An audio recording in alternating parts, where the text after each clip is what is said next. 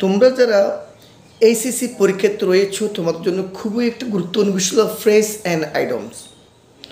অর্থাৎ এটা এত সহজ যে তোমরা সহজে এখানে ভালো নাম্বার পাবে। 10টা এখানে ফ্রেজ অ্যান্ড আইটেম থাকবে, উপরে শব্দগুলো দেওয়া থাকবে, সেই শব্দ থেকে বাছাই করে আমরা একটা একটা বসাবো।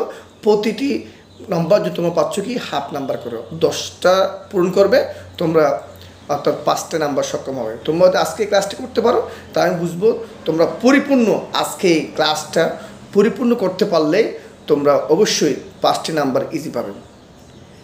আমরা যদি বলি প্রথমে একটা এক্সাম্পল দিই, মনে করো হোয়াটস ইট লাইক, অর্থাৎ কেমন হয়, শব্দটা কেমন হয় অনুভূতি প্রকাশ করে। যদি এক্সাম্পল বলি what's it like swimming in the river, প্রশ্নবোধক চিহ্ন থাকবে। আমি সহজ করে বলি, শেষে যখন প্রশ্নবোধক চিহ্ন থাকবে, আবার দেখো শেষে যখন প্রশ্নবোধক চিহ্ন থাকবে, গ্যাপের পর যখন ভার্বের সাথে আইএনজি থাকবে। আমি আবার বলতেছি, শেষে যখন প্রশ্নবোধক চিহ্ন থাকবে, গ্যাপের পর যখন ভার্বের সাথে আইএনজি থাকবে, আমরা তখন হোয়াটস ইট লাইক শব্দটা বসিয়ে দেব। কথাটা ক্লিয়ার? এরপরে দ্বিতীয় নম্বর উল্টা হলো অ্যাসিভ অথবা অ্যাজ ডু। মনে রাখবা অ্যাসিভ অথবা অ্যাজ ডু যেই শব্দটা আমরা বসাবো সেইটা হলো আমাদের মিডল কনজাংশন বলা হয়। অর্থাৎ অ্যাসিভ অথবা অ্যাজ ডু ঠিক মাঝখানে বসবে, এর আগে একটা ক্লোজ পর একটা ক্লোজ, অর্থাৎ মাঝখানে আমাদের অ্যাসিভ বা অ্যাজ ডু বসে। অর্থাৎ অ্যাসিভ বা অ্যাজ ডু এর সমার্থক হিসেবে অ্যাসিভ ব্যবহৃত হয়। অর্থাৎ সেম ওয়ার্ড আমি যদি বলি এটা কল্পনা করার জন্য আমরা অ্যাসিভ বা অ্যাজ ডু বসাবো। আরেকটা কথা মনে রাখবে, অ্যাসিভ বা অ্যাজ ডুর আগের অংশ প্রেজেন্ট টেন্স অথবা ফার্স্ট টেন্স দুটি হতে পারে। প্রেজেন্ট টেন্সও হতে পারে, ফার্স্ট টেন্সও হতে পারে। যেমন আমি যদি বলি হি টক্স, সে আমার কথা বলছে, যেমন হি নিউ এভরিথিং, যেন সে সব কিছু জানে। কী বলছি? হি টক্স, সে কথা বলতেছে অ্যাচিভ যেন হি নিউ এভরিথিং। আবার যদি ফার্স্ট টেন্সে করি হি টকড, সে এমনভাবে কথা বলতেছে অ্যাসিভ যেন হি হ্যাড নান এভরিথিং, যেন সব কিছু জানে। মনে রাখবে অ্যাসিভের আগের অংশ প্রেজেন্ট টেন্স হতে পারে, ফার্স্ট টেন্সও হতে পারে। এরপরে হোয়াট ইফ, এই ফ্রেজটির বাংলা অর্থ যদি ডট ডট এমনটি হলো তাহলে কি।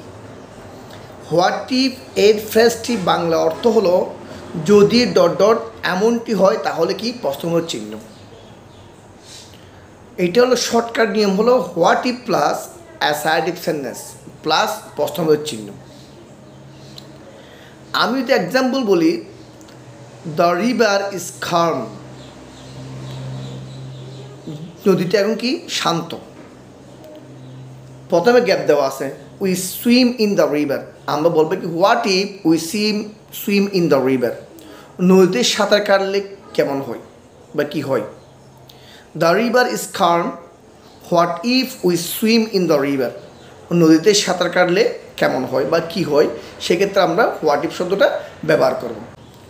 এরপরে উড রেদার, এই মডেল ভার্বটি ব্যবহার করার মাধ্যমে একটি বিষয় থেকে আরেকটি বিষয়ে প্রাধান্য প্রকাশ পায়। একটি বিষয় থেকে আরেকটি বিষয়ে প্রাধান্য কী পায়, প্রকাশ পায়। উড রেদার শব্দ অর্থ কী জানো, বরং ভালো। কী বলবো, বরং কি ভালো। এখন আরেকটা সহজ ভাষায় বলি, যখন সেন্টেন্সে দেন থাকবে, কী থাকবে, টিএস অ্যান্ড দেন। মনে রাখবা কনজাংশন হিসেবে মাঝখানে অবশ্যই দেন থাকবে। যখন দেন থাকবে আমরা অবশ্যই উড রেদার শব্দটা ব্যবহার করব। যখন লাইনের মধ্যে তোমরা দেন শব্দটা পাবে কনজাংশন, তখন মনে রাখবা আমরা অর্থ বুঝি বা না বুঝি, সেখানে আমি উড রেদার শব্দটা ব্যবহার করব।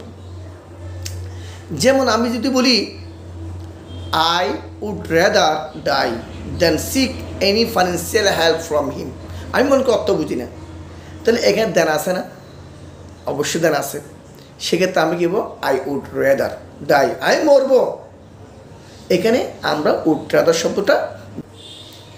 দেয়ার, দেয়ার কখন বসে জানো, দেয়ারের পরে সাধারণত বিভার থাকবে ইচ বা ওয়াস, ইচ অথবা কি ওয়াস, অথবা ভার্ব ফার্স্ট টেন্স। কী বলছি, ইচ হতে পারে, ওয়াস হতে পারে, অয়ার হতে পারে, অথবা মূল ভার্বটা কোনটার সময় ফার্স্ট টেন্স।